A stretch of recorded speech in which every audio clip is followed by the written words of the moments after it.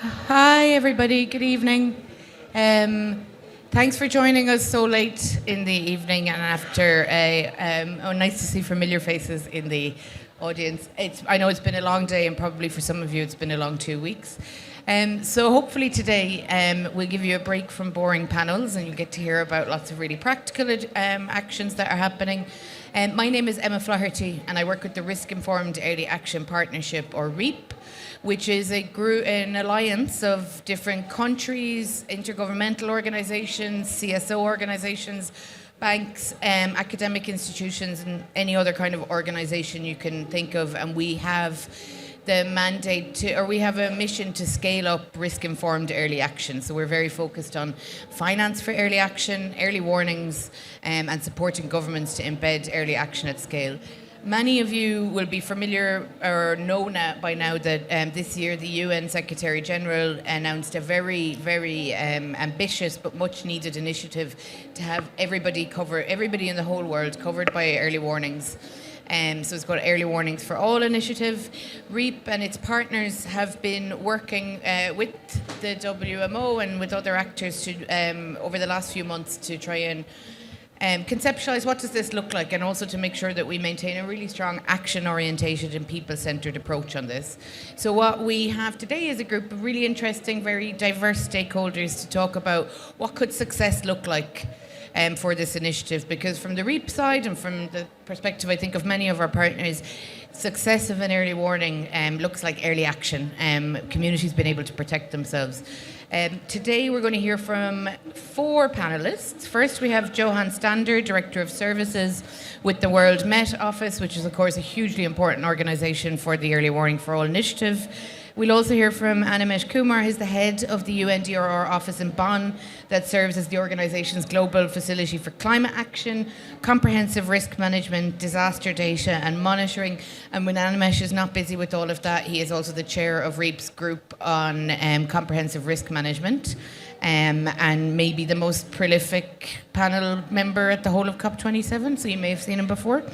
We'll then also hear from Sarah Charles, Assistant to the Administrator of USAID's Bureau for Humanitarian Assistance, and Ibrahim Abdallah from PASIDA, which is the Pastoralist Community Initiative and Development Assistance Organisation, which works with pastoralists in arid and semi-arid areas of South Ethiopia and North Kenya.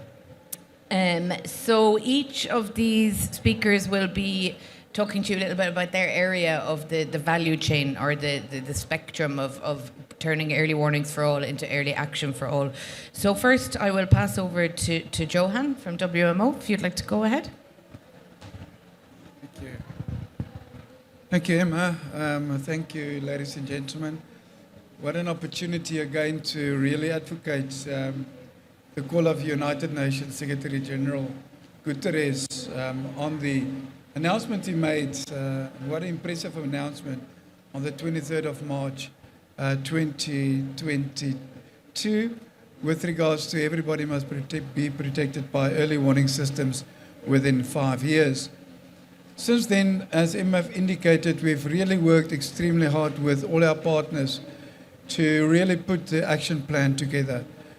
And I think going back since the announcement and where we are today, and speaking with some of the people and some of those ministers and presidents, it's very clear that it's probably the first time where UN agencies and partners are sort of forced to work together towards a common goal.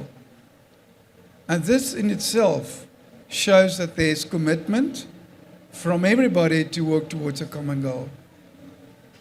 And I know it's late and my notes are perfectly prepared by Erica, but we've got no choice than to work together.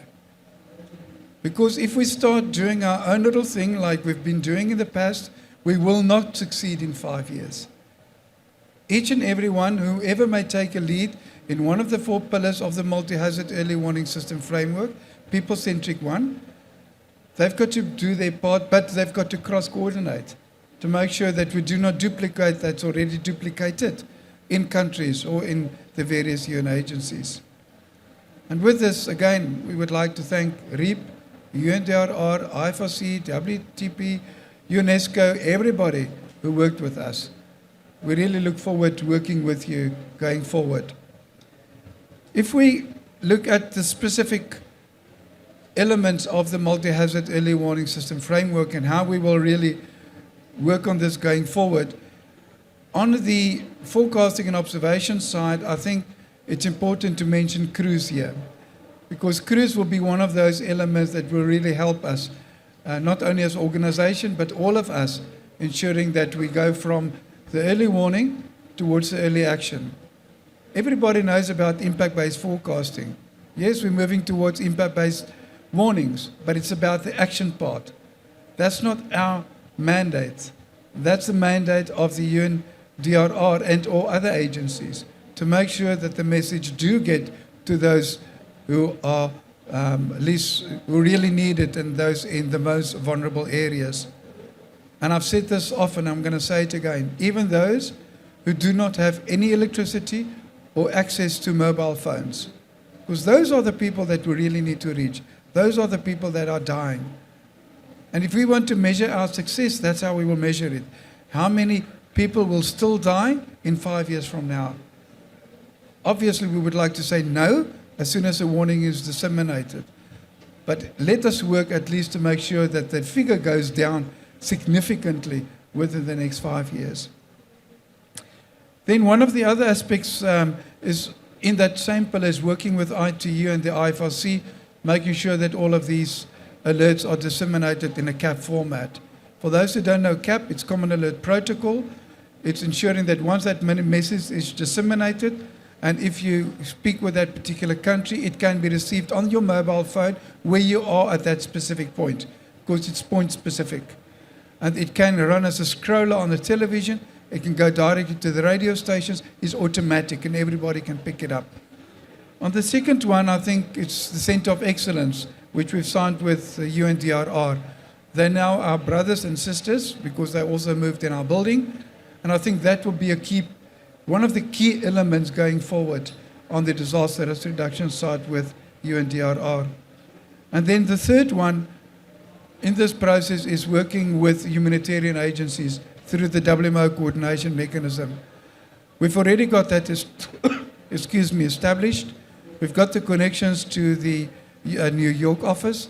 We would like to roll that out towards our regions, mobilize people, continue our work with UNOCHA and all the others.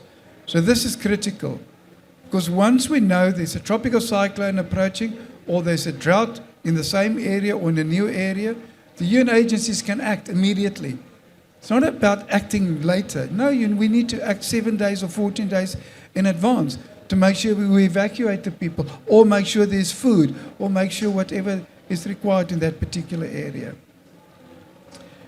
For those who don't know, just a slight reminder, so the UNDRR will lead the disaster risk reduction pillar, the WMO, the detection, monitoring, analysis, and pillars forecast, and the ITU, the warning, dissemination, and communication pillar, and the IFRC on the preparedness and response pillar. That's why it's critical that we work all together. In this action plan, we spoke about 3.1 billion. If you really read into it, there's some deep dives. Then it takes you up to 5.8 billion. But if you multiply that by the return of investment, it's massive. It takes us close to 40 billion. Now, 40 billion is close to the 50 billion required or requested for the adaptation financing. So it can be done in 5 years. We just need everybody to pull together. And with this, I would really like to thank the USAID. They're going to help us establish a multi-hazard early warning system facility at the WMO. We're going to get people, 1 or 2 or 3 or 4 or 5 people, however, what demands, it all depends on the objectives. And we would really like to thank them for providing those extra budgetary resources for us to really make an effort going forward, not only for our members, but for the people on the ground and working with our UN agencies. I'm going to close by just reading something which I think Erica wrote very beautifully, and I've not memorized it yet. And it really crystallized everything for me. Colleagues, when we think about the success looks like in 5 years, I see a future where we put aside our needs for individual visibility in supporting countries, because that is not going to get us to our goal. Success will be measured of how effectively we can work together to support countries to ensure that everybody is protected by early warning systems in 5 years. And with that, I thank you and looking forward to working with everybody. Thank you very much, Johan. So you mentioned something very important there, which is the joint UNDRR WMO Centre for Excellence, which has only fairly recently been established, but has played a really instrumental role in the risk knowledge pillar of the development of this action plan. So I want to pass now to you, Animesh, to hear a little bit more about that, what success will look like for UNDRR and the Centre of Excellence, and how you're going to do it in 5 years. Thanks, Emma. So, yeah, just building on what Johan just mentioned as well. So let's take a bit of a step back and try to understand where we are as of now in the world, and then look forward towards the next 5 years and how the success looks like and what will drive us to that success in the next 5 years. So last month, exactly a month back, UNDRR and WMO partnered to develop a baseline report on the global status of early warning systems. And one of the headline figures that comes out very clearly, and which is official statistics from the government submitted to us through the Sendai framework monitoring, that is only half of the countries in the world have reported the existence of an early warning system. And that just makes a headline figure, but it's 40% of African countries, 1/3 of the small island developing states. Again, that's just a headline figure. Let's go a bit deeper into this. Let's look at those half of the world which said that they have an early warning system. Now, Johan was talking about different elements of early warning system. There are 4 elements: risk knowledge, dissemination and communication, monitoring and forecasting, and preparedness to response. Now, for each of these 4 pillars, what the countries have done is to self-assess their current level of comprehensiveness of early warning system and given themselves a score out of 1. So, what's the average score of the countries that reported that they have an early warning system? 75% of the countries that said that they have an early warning system have given themselves a score of less than half out of 1, which is 50% comprehensiveness of early warning system. What's happening in Africa? 33%. That's a score that the countries in Africa, 21 countries in Africa, have given to themselves, just 0.33 out of 1. That's a level of achievement on early warning system. So let's go beyond the headline figures of how many countries have it and look at the quality, the real issue in terms of the gaps on early warning systems.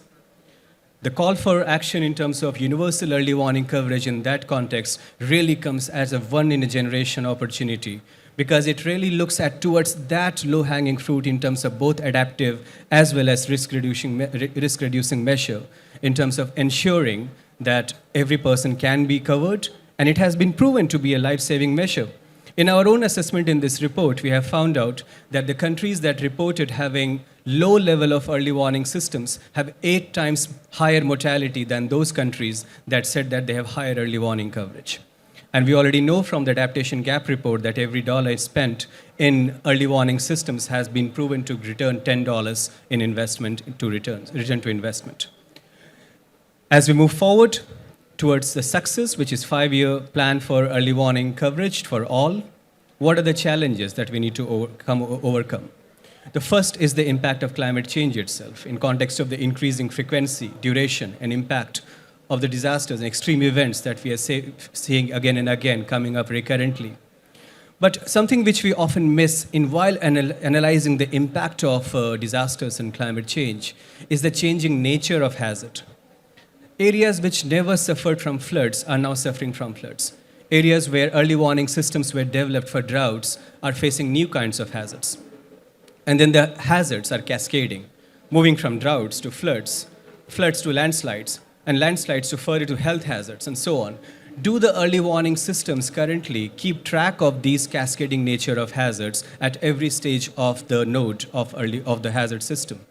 Often we have found, and this is one of the findings of the report based on anecdotal evidence, that while we have become more efficient in managing the primary impact of disasters, the secondary and tertiary impact of disasters is where the real damage is happening.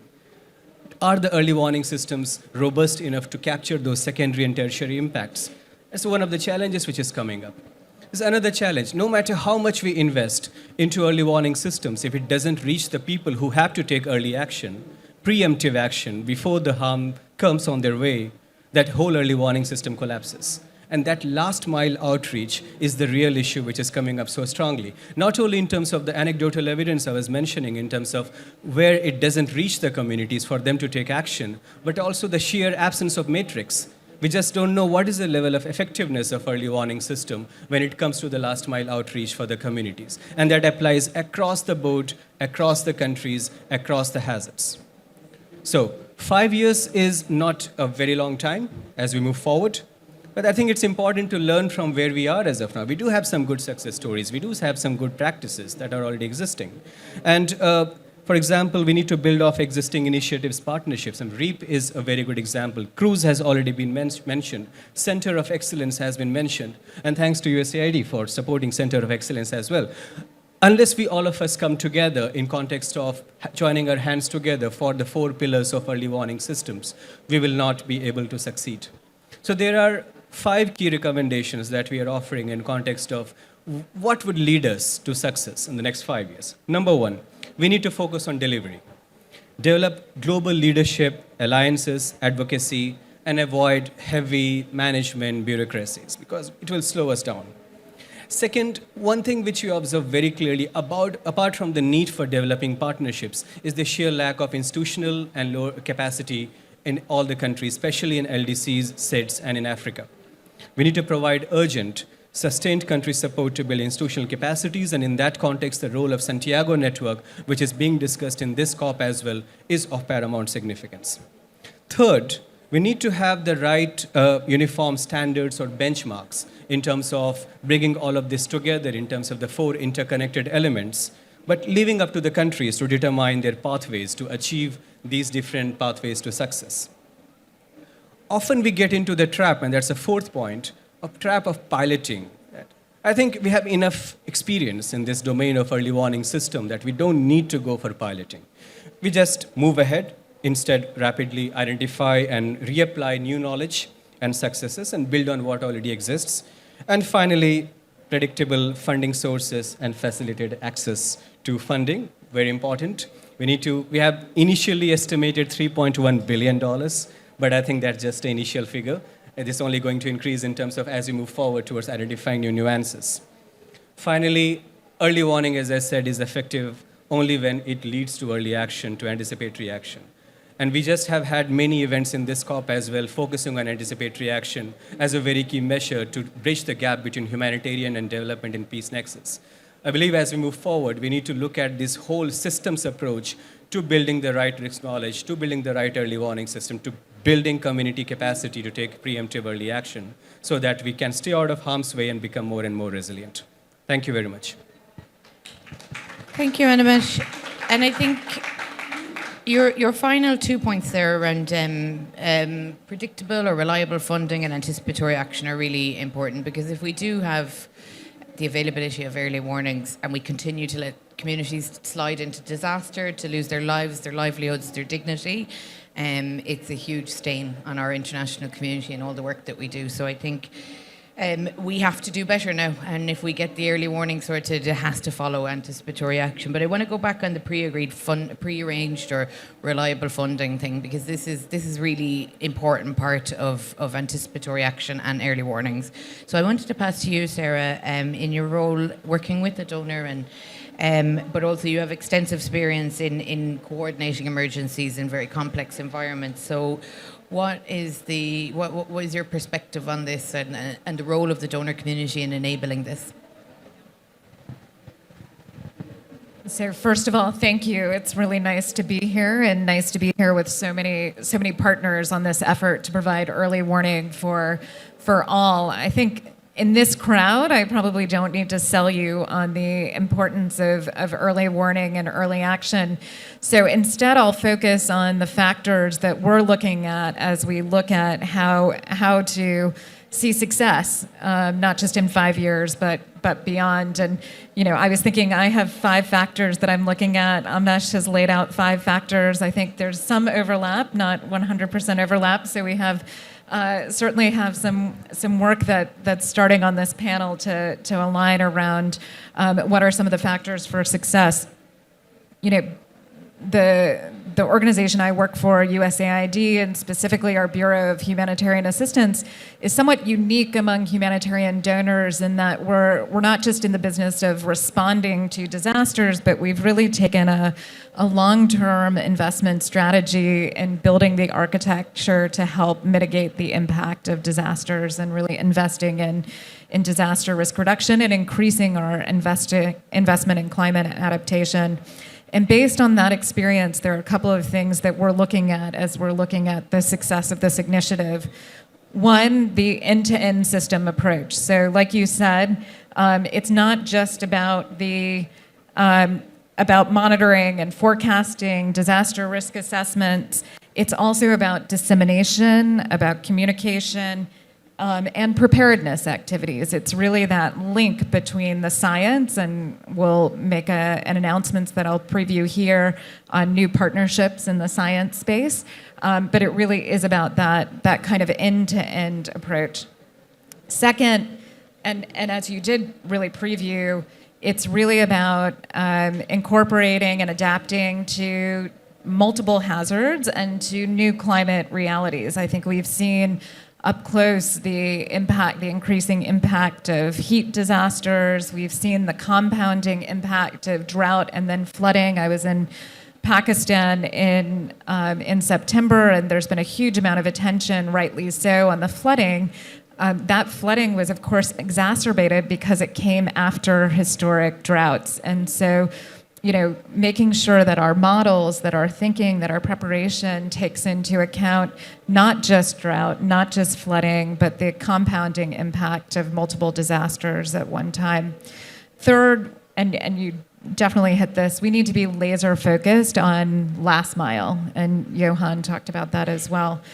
So it's not just, again, forecasting, it's about reaching those populations that are most vulnerable, those people that don't have electricity, don't have mobile phones, don't understand the warnings, and don't have preparedness plans and policies in place. So critically, we're investing, again, not just in the science of forecasting, but in how that forecast reaches those that are at that, quote, last mile. Fourth, we need to not only look at expanding early warnings, but translating that early warning into early action.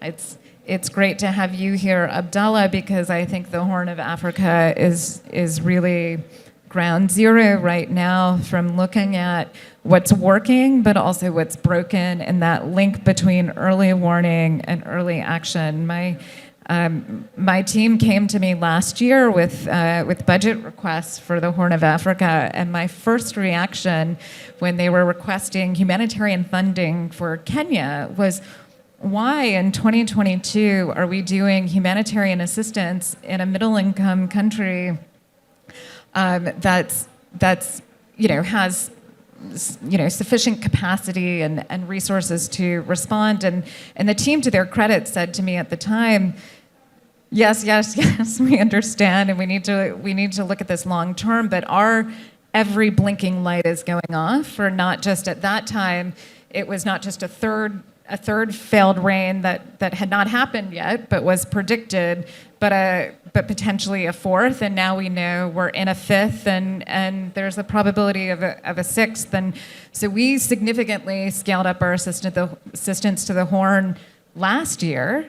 But to be very honest, we're the only donor that has, and we're right now covering in some cases 80% of UNICEF, World Food Program, and certainly local responders' budgets.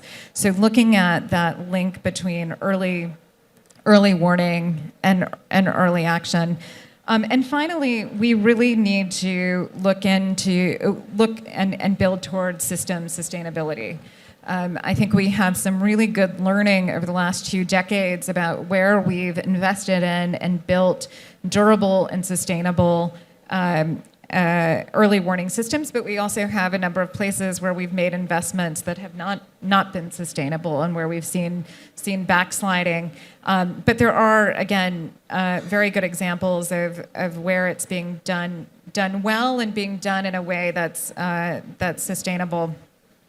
Again, the U.S. government has a long history of supporting flash flood guidance systems, the famine early warning system. Again, that was kind of blinking red lights in the horn. But we're not done, and much more is needed. I feel comfortable previewing here an announcement that we're going to make more formally on Thursday of an additional upwards of $75 million investment to expand this goal of early warning systems for all, working very closely with our science partners in the U.S. government, the National Oceanic and Atmospheric Association, and the World Meteorological Organization. We're also going to invest upwards of $200 million over the next 5 years in grants for community adaptation, grants for the communities that are most at risk of climate impacts, and really looking at grants that can get into the hands of local actors, local communities, to make those links between the early warning, the kind of investment in early warning systems to how it reaches and is acted upon at the very community level. But again, I think you're highlighting that this is going to be a test for all of us in our ability to kind of set aside traditional mandates and lanes and really look at better ways to coordinate and deliver on a common goal.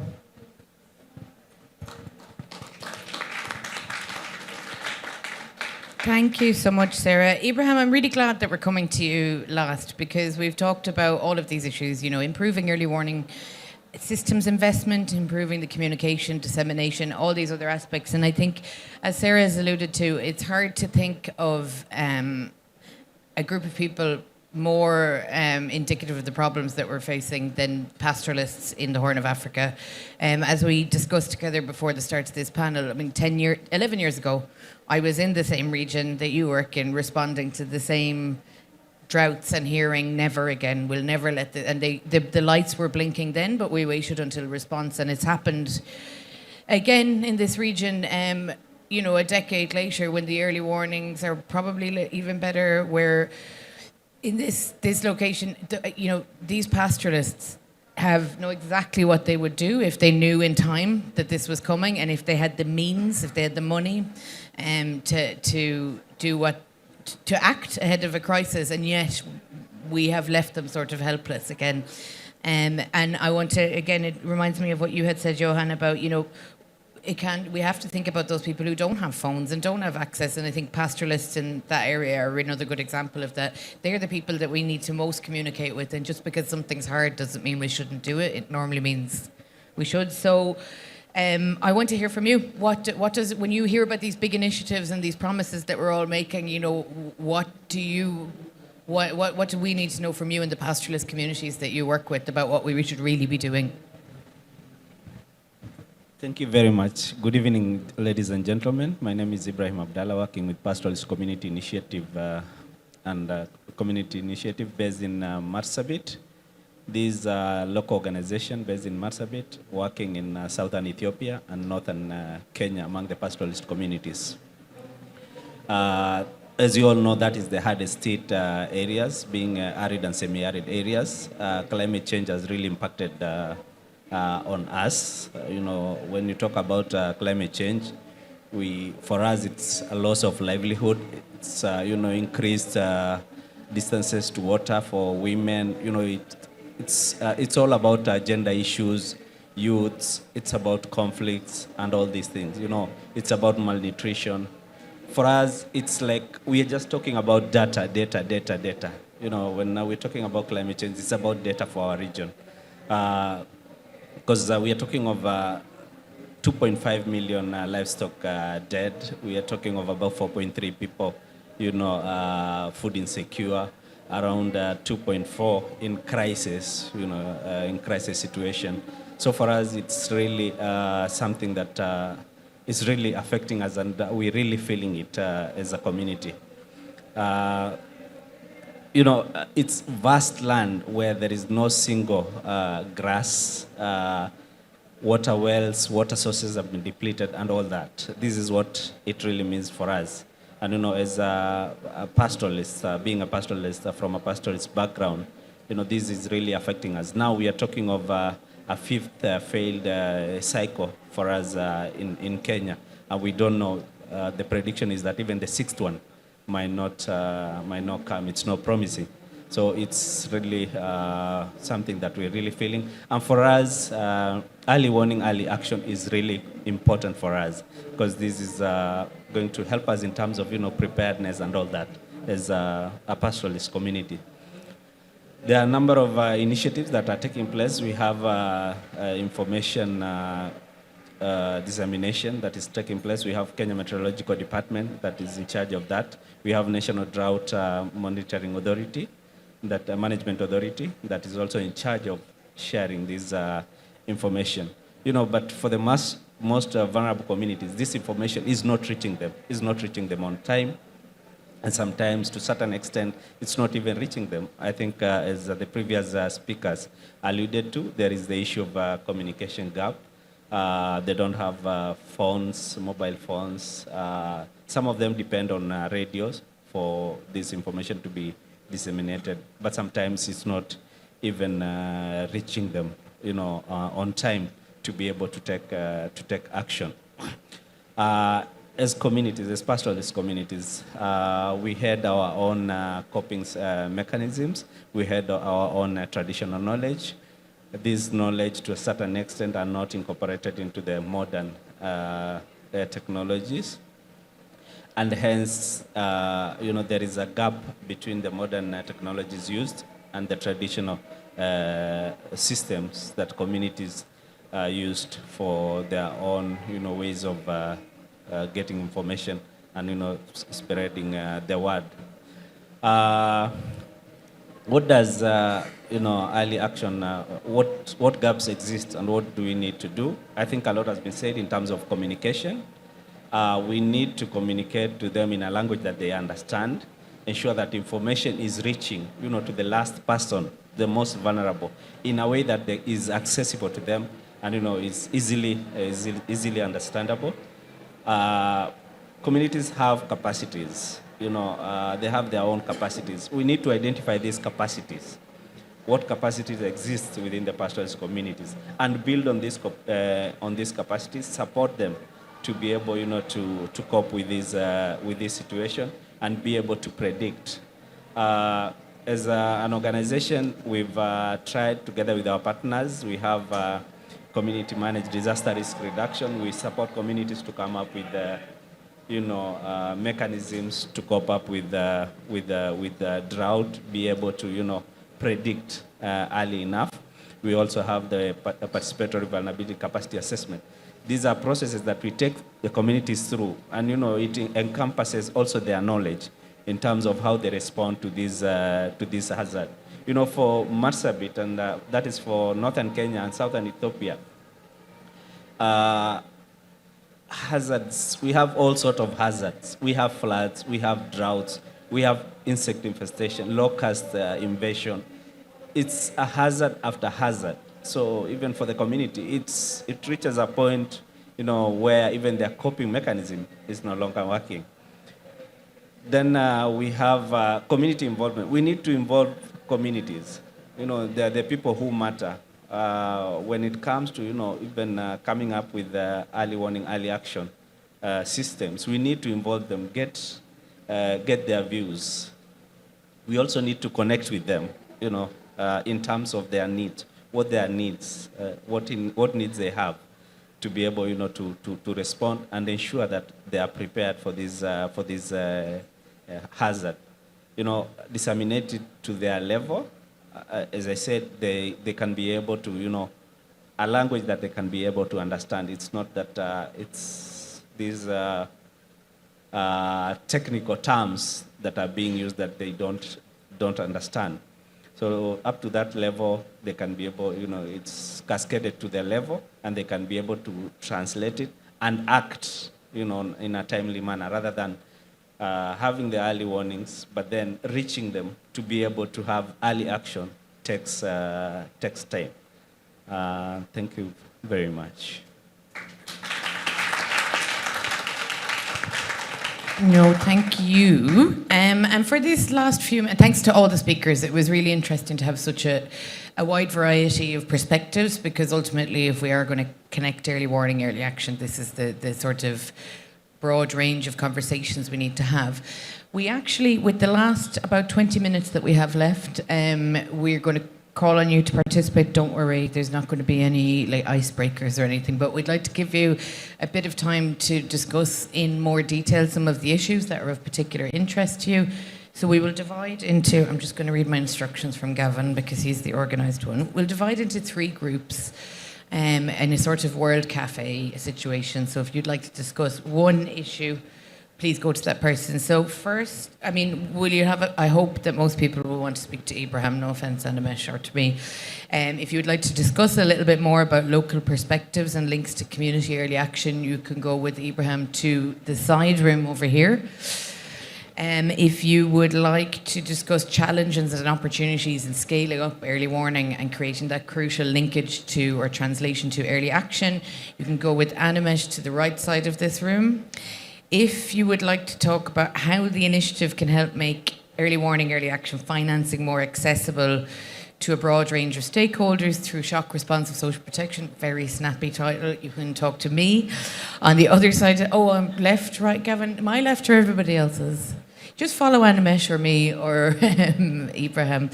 And we will be there's also, and I'm really sorry, I never welcomed our online participants, but you're welcome belatedly. There will be 2 online breakout groups as well, 3, moderated by our other colleagues from REAP, E, Simon and Ben.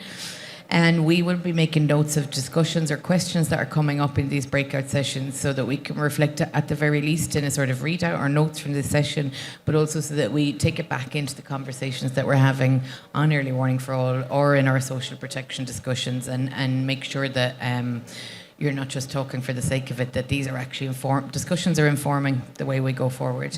So maybe Dan, Gavin, you can show Ibrahim and people who want to talk to Ibrahim about local perspective and links to community early action to the side room. Because I think what we've done is put you into groups for 10 minutes and given you conversation topics that you could talk about for an hour.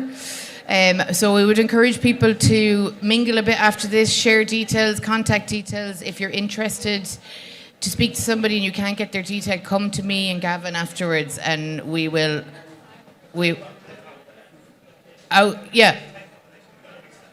Yeah. So we'll be outside after this, and if you want to speak to people and get their contact details, do. If there's somebody that you couldn't catch or an answer that you didn't get, contact myself and Gavin afterwards, and we'll hunt people down for you. I don't think we have time to do our sum up, do we? Okay, so I'm just going to we're going to ask for 2 points from each group before we wrap up. From the social protection thing, one thing that came across is it's very complex, requires a lot of systems building and consensus building that needs a lot of investment and thought.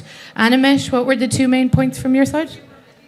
I think the importance of having a systems approach to early warning, early action, because there are several obstacles in the flow of information at various value chains. And the second is to learn more and more from our COVID experience in terms of early warning, communication, dissemination, and so on, so that we can build further on that, and investment more and more in the local structures, because that's where the real vulnerable communities lie without access to internet, mobile, and so on. Thank you. And on the final group, do you want to sum up for us?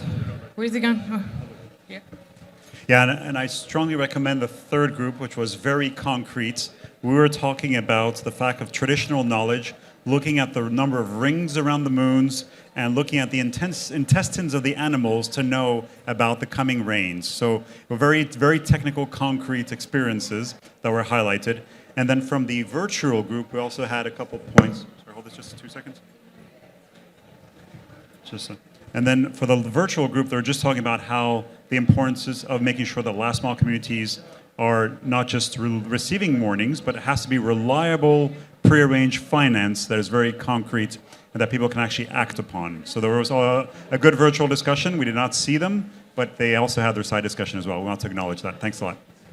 Thank you, everybody, and sorry we're just talking really fast and running everybody out of the room, but we will be outside after this and would love to follow up with people and be available for questions and answers. Sorry, and thank you to Resilience Hub colleagues.